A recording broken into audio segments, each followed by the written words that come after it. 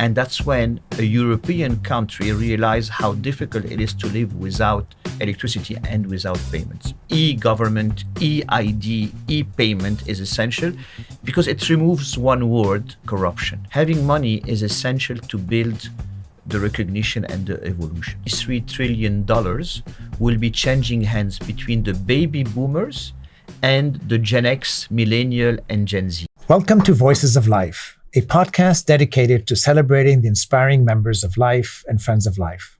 In each 20-minute episode, we invite listeners to discover the remarkable stories, experiences, and insights of Lebanese professionals who are part of our global network.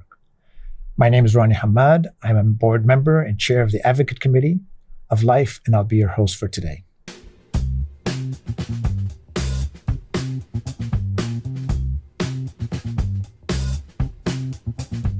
Today, we're honored to introduce Elias Ghanem, the global head of Capgemini Research Institute for Financial Services. Elias is a distinguished leader in the financial services industry, specifically digital payments, and is known for his innovative insights and strategic vision. At Capgemini, he leads the team of experts in analyzing and forecasting trends that shape the future of financial services globally. Elias Ghanem, welcome to the podcast. Ronnie, hi, pleasure meeting you. Thank you so much for having me with you today. Great. Like many in the diaspora, you left Lebanon at an early age, studied abroad, started a career, traveled the world. Tell us about that journey. Well, put some dates. I think it's always good to all our Lebanese. We remember dates. Born in 1970, 75, the war started. And in 78, we left for a summer, supposedly to Paris. The summer ended up being 3 years. Couldn't come back from 78 to 81. 81, the war changed. Everybody thought that the war had ended. We came back here with a lot of hope and then a lot of distress. We left back Lebanon to Paris, and I spent many years back and forth. I think I went through what many Lebanese do is each weekend when you're in Paris, you are learning Arabic. I hated it every single time, only to be able to come back and study here. My grades when I came back here were horrible in Arabic, were amazing in French. So I ended up with a 10 out of 20 because so bad and so well. Did that for many years, back and forth. Until after a while, I said to my parents, look, impossible for me to continue one foot in Lebanon, one foot outside, need to settle somewhere. Stayed in France, did a business school. And I remember my father telling me one thing, we Lebanese, we need an international passport. Do whatever it takes to get an international passport. We became French. I got my accent from there probably. And from there, I've been very lucky to travel the world. First stop was in Barcelona, where I met my wife. Lovely. Who's French, who ended up being, which we're going to talk about it, much more Lebanese than everybody around us. We went to Buenos Aires. We got married in Buenos Aires. We had our first child. Then we went to the US, lived 8 years in Miami, a lot for me in Sao Paulo. Then from there, went to Singapore, and I said, wonderful. Singapore is so cool, so organized, so what I like. Everything is in place. And my wife, my French wife, more Lebanese to anybody else, said, time to go to Lebanon. I said, Ammi, really? Singapore is so cool. Why go to Lebanon? I said, no, we have 4 children. And we need the children to know home. And the word of home is very important. Yes.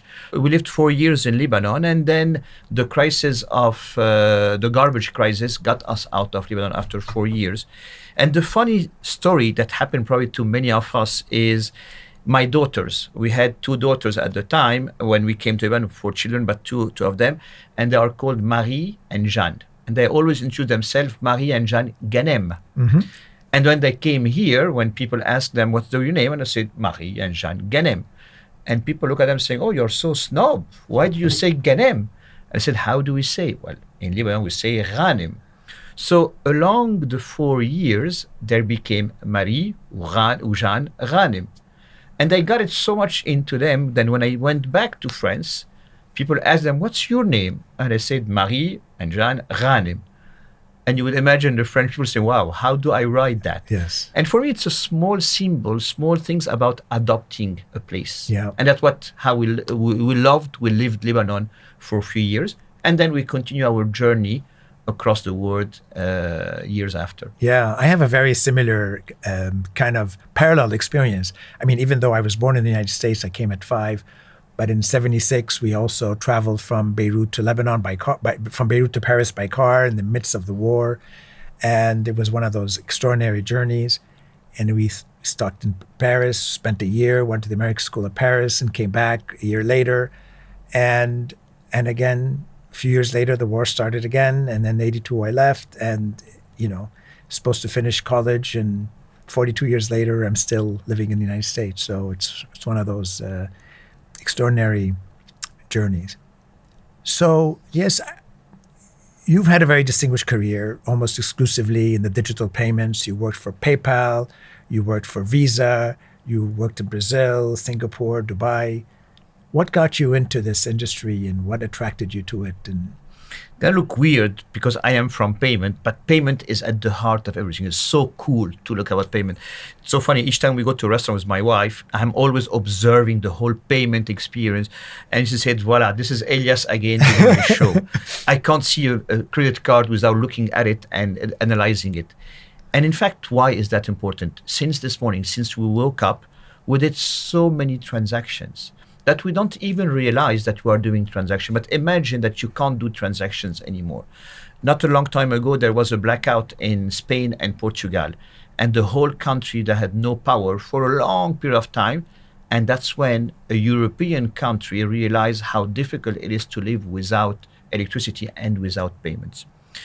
And you and I, we don't carry cash until we arrive to Lebanon, where Absolutely. now our pockets are full of cash. Absolutely. And what is very funny in Lebanon is how mathematicals is at the heart of everything. You're always jumping from one currency to another, which we don't do in our countries, right? We don't carry cash, we don't carry cards. Everything is now with phone. And you tap and you go. You don't realize. But this evolution shows a very big difference between how payment was, where we were trading, you and I, until we started paying with currencies. Then we got cards. COVID made it contactless, made it embedded. And today we got on an Uber and we don't even realize that we have to pay. In fact, it happened to me one day. I was in Paris and I got on a cab, not an Uber. And when I got into the cab and I did not say anything to the driver. Why? Because you don't say that. It's already in the Uber. And then the guy looked at me saying, yes. And I looked at him and said, yes. Where do you want to go? Oh, you're right. I need to tell you that. Yes. And then when you we have to pay arrived, him. and then when we arrived, to your point, I left the car. And the guy said, so haven't you forgotten something? Say, why? Have I left anything in the car? Yeah. No, you forgot to pay. The whole embedded payments makes it completely transparent, seamless, and highly simple. And that's what payment is about. And finally, payments is an evolution, again, from fiat currency to digital currency. And now we're entering in the entire digital currency, stable coin, and so on. So a lot of things are happening. That's why I'm that excited by payments. Yeah. Well, speaking of Lebanon, I do see more and more credit card payments, wish transfer payments, and others. And today, the government is in the stage of preparing a loan with the World Bank to set up an e-government system so that people can have digital services. At the heart of digital services, as you know, is a digital ID and digital signature, and hopefully digital payments. And so I'm wondering what your experience in many countries around the world, Brazil and others, what wisdom would you bring to advise the government here or people who are setting this up, how they would think about, payment systems here? For me, E is essential. E-government, E-ID, e-payment is essential because it removes one word, corruption. There's a high correlation between cash Absolutely. and corruption. If you remove cash, hopefully you're going to start reducing corruption. Give you an example at a big scale. We have two fantastic examples, Brazil and India. Let me start with India. India, 1.5 billion inhabitants, a lot of high population of illiterate people. And illiterate people are, unfortunately, the best target for the middleman. And the Indian government wanted to give subsidies to everybody, but subsidies will go to somebody who will give me only half of it. and I can't complain because I got half of it. So what India government did is he gave a digital ID to every citizen, Aadhaar, made 1.5 billion inhabitants having an EID, which could be with the eye, could be with the fingerprint, but you don't need to sign anything, and you made it digital. Second step, they said now all subsidies will go through a bank account. He created banks account to everybody, basic bank account. Doesn't need to be bank account with all the branch services and so on. But now all subsidies Can for be deposited directly. pregnant women, students, elder people, and you name it goes directly. They cut the middleman. Third thing they've done there, saying that they also said in corruption in India is all about small bills, the 1, 2, 3, 4, 5. They kill them. Now, if you want to corrupt someone, you give him a big bill, so which you will not do it. And the police in the street or whoever will not take the bribe to let you go on the red light and whatever. And that's, as such, they reduced it. Let's go to Brazil. Brazil also, huge country, high illiterate population. They created a program called PIX. They made it digital payments the norm. And now when you go to Brazil, there is more people paying with PIX than people paying with cash. Cash has disappeared, or people paying with cards. Every single thing you do at home, the maid that you have bringing water at home, getting in a cab, became a PIX transaction, which also is very important for financial inclusion and financial literacy. And the minute you start seeing a bank account, you start behaving like somebody that has money. Yeah. Having money is essential to build the recognition and the evolution. So that's why I really hope that Lebanon implement e-government, and whatever I can or we can all do to make it happen is something that we should push for it. Tell me a little bit about the Capgemini Research Institute for Financial Services. It seems like a little think tank or research institute. Tell us, what does it do? And it's not a little think tank, it's a think tank. It's a think tank. What we do here is really we want to make sure the evolution of the banking and the insurance sector. We cover wealth management, payments, retail banking, life insurance, and property and casualty insurance. And we do a deep dive on what's happening in every industry. Give you an example.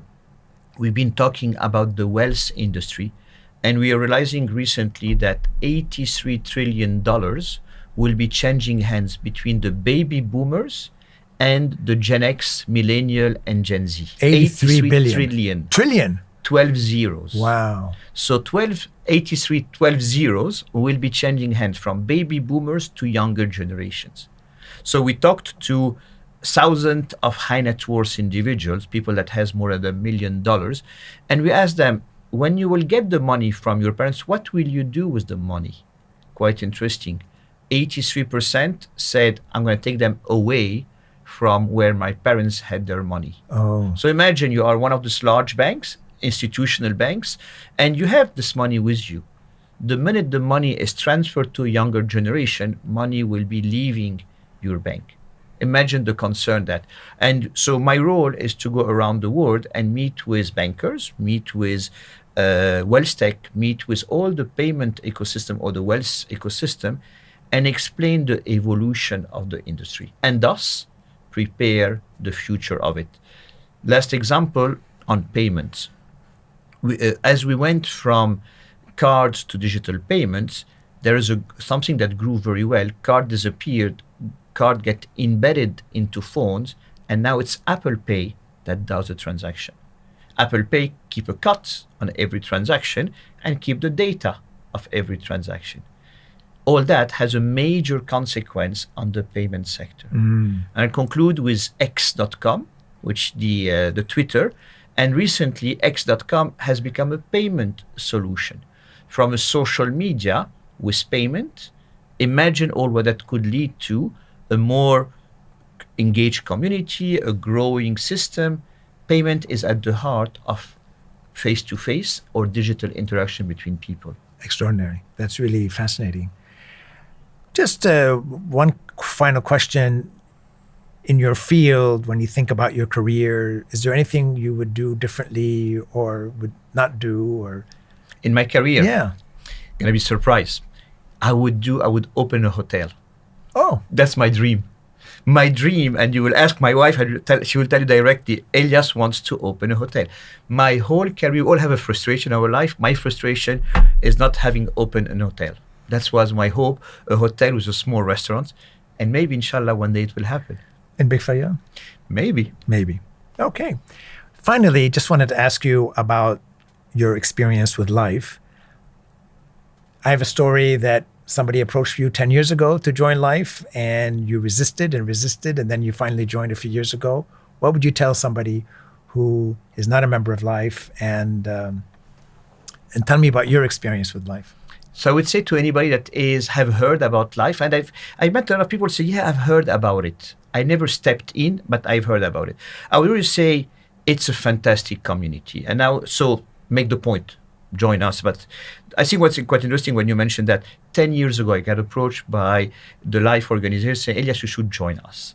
And I've always said, you know what, Lebanese people, I love them for a Lebanese dinner from time to time, wherever we are in Lebanon or overseas, but I'm not so keen to get involved so much into it. And then this person insisted and finally said yes. And that was 4 years ago. And in fact, I went back to this person and said, why haven't you harassed me even further for me not to discover the beauty of it? What did I discover? What's life? First and most are the scholars. Amazing community, young people that are Inspiring. striving to learn. And honestly, I feel so uneducated each time I meet one of them. Recently, we did an event in Paris, and I met a few guys who say, yes, I'm doing Polytechnique while also HEC, and I might be considering doing INSEAD. Like one person, all that will take 3 people to do it.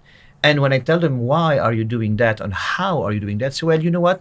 Somebody at Life told me that we can help you doing it. And the word help is essential. It's not only financial help, is supporting. I've been interviewing a lot of Lebanese that are arriving to France, and I realized that how important is that. So I will tell them, by the way, I will be very happy to introduce you to Capgemini at one condition. You can hold a full conversation into a single language. You know how Lebanese we are, and whatever. Yeah. And we say, no, French are French. And French want a French interview. So if I don't feel comfortable, you and I speaking in French, I will not put you in front of the French HR because it will not work. So that's for the scholars. But for me, Life has 2 pillars, the scholars, but also us, the community. And I found it so powerful. Met Life members across the globe, in New York, in Canada, in Montreal, in Paris. And each time, wherever I go, I always go to the Life community, say, hey, I'm around if you want. We did a breakfast in New York a few weeks back. I did a fireside chat in Montreal. And here in Lebanon, I find a fantastic Life members. It's a community of well-educated, ambitious, that want to give back. And for me, the combination of the 3 is what we all need to bring to this country. This country is full of talented people that need the impulse, Absolutely. need the push, need the direction. And if we can contribute, being in Lebanon or being abroad, what best we can do for this country. Absolutely. And thank you for being an active member and really contributing to this to Life and the different chapters, because this is really what inspires a lot of people. So thank you for that. It was a pleasure hosting you, and look forward to future conversations. Thank you so much, Ronnie, for having me today. Thank you. It's a great pleasure. Thank you for listening to Voices of Life, where stories connect us and purpose moves us. Join our global network and be part of Lebanon's brighter future wherever you are. To learn more about Life, visit our website and follow us on social media.